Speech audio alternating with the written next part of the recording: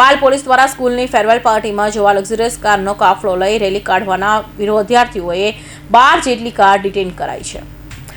સુરતના ઓલપાડ રોડની શાળાના ધોરણ 12ના વિદ્યાર્થીઓએ ફેરવેલ પાર્ટી પહેલા લક્ઝરિયસ કારનો કાફલો રેલી આકારે કાઢી રેલો પાડ્યો હતો અને સોશિયલ મીડિયામાં વિડીયો મૂકતા વિવાદ સર્જાયો હતો। તો આ મામલે પાલ પોલીસ દ્વારા 12 જેટલી લક્ઝરિયસ કાર ડિટેન કરાઈ છે, તો અન્ય 9 જેટલી કાર બહાર હોવાથી કાર માલિક સંપર્ક વિહોણા થયા છે, જે કારને પણ ડિટેન કરાશે અને વિદ્યાર્થીઓના ભવિષ્યને ધ્યાન રાખી હાલ પૂરતી કાર ડિટેનની કાર્યવાહી કરાઈ છે અને વિદ્યાર્થીઓ કાર ચલાવતા હતા કે કેમ તેની પણ તપાસ કરાઈ રહી છે। તપાસને અંતે જરૂર જણાશે તો ગુનો પણ નોંધાશે, તેમ ડીસીપી રાકેશ બારોટે જણાવ્યું હતું।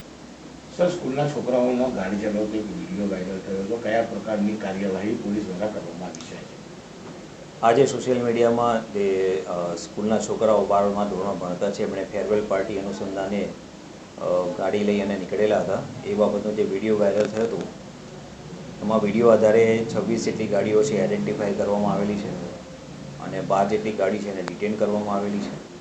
9 જેટલા વ્હીકલ છે શહેરની બહાર છે અને બાકીના જે 5 વ્હીકલ છે એ લોકોનો સંપર્ક થયો છે, તો એ રાત સુધીમાં કદાચ અવેલેબલ થઈ જશે।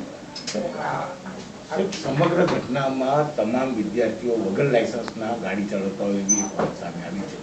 હાલમાં એ વાહન કોણ ચલાવતા હતા, ડ્રાઈવર ચલાવતા હતા કે સ્ટુડન્ટ ચલાવતા હતા, એ વિડીયોમાં જે દેખાય છે એના આધારે વેરીફાઈ કરીશું અને એમાં જો લાયસન્સ છે કે નહીં એ કાર્યવાહી ચેક કર્યા પછી એમાં આગળની કાર્યવાહી કરવામાં આવશે।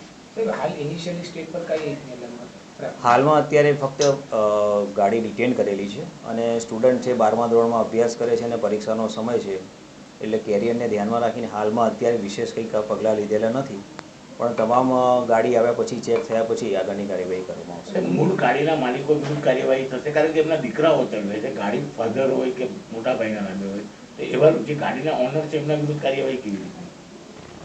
ગાડી લાયસન્સ વગરના ચલાવતા હશે તો એ મુજબ MVF મુજબ જે કાર્યવાહી કરવાની થાય છે એ પગલાં લેવામાં આવશે।